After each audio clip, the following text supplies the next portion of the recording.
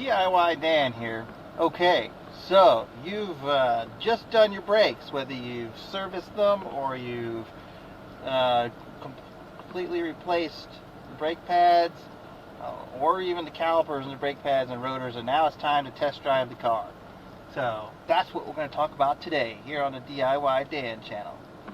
First, after you do all that, whether you've done any of those things I just mentioned, you're going to need to pump the brakes because right now the caliper pistons have separated from the brake pads, and if you tried to drive off now, you would have zero brakes except for your parking brake, obviously your emergency brake. But so you need to pump the brakes. So we're going to pan down here to the brake pedal, and they're going to go all the way to the floor. So all you're going to do is going to keep pushing them, keep pushing until you got the resistance that you're used to before you started doing the brakes. And this may take, depending on, I didn't push mine out too far, so mine are already basically where they need to be. But doing this more than less is always better than not doing it enough. So I think I'm good. Like I said, if you had to push your pistons all the way in, this may take a little longer, but you'll be able to tell because it'll go way down to the floor really easy like that. These are good, so we're going to go ahead and we're going to start driving.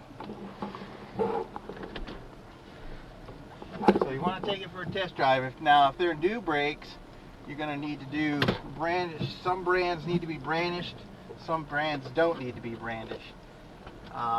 Nowadays, more and more modern brake pads don't need any brandishing period in them. And since we only serviced these brakes, we don't need to brandish them. We're just testing to make sure everything works okay. So you just want to take them up. We're just driving around the neighborhood, hitting the brakes a couple times, jostling my cameraman around there. But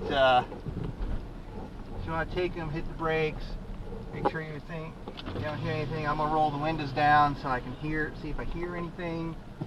It should be nice and quiet and smooth. Shouldn't hear any grinding.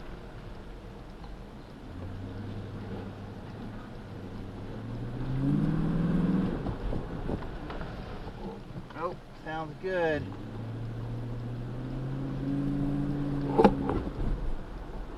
Listen to that hammy roar.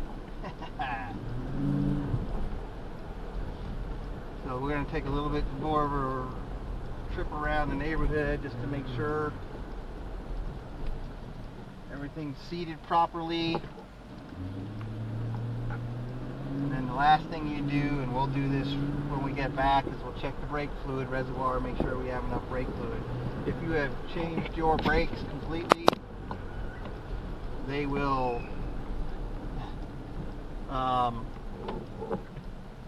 you'll probably need to add brake fluid, because that's an indicator that you need brakes, is that your brake fluid's low. So don't top off your brake fluid before checking your brake pads. Now if you have a leak, that's different, and that's a different story altogether. But do your best to check the brake fluid when you get done, which is what we'll do.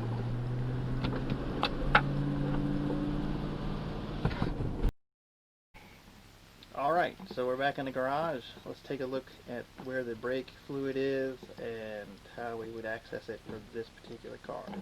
So there's our brake fluid reservoir. Don't turn it sideways. Right here.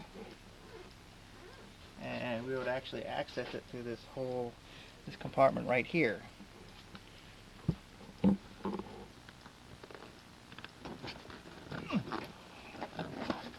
If we could get it open.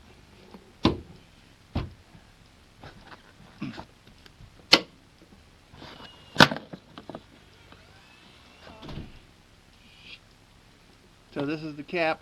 So you just take the cap off.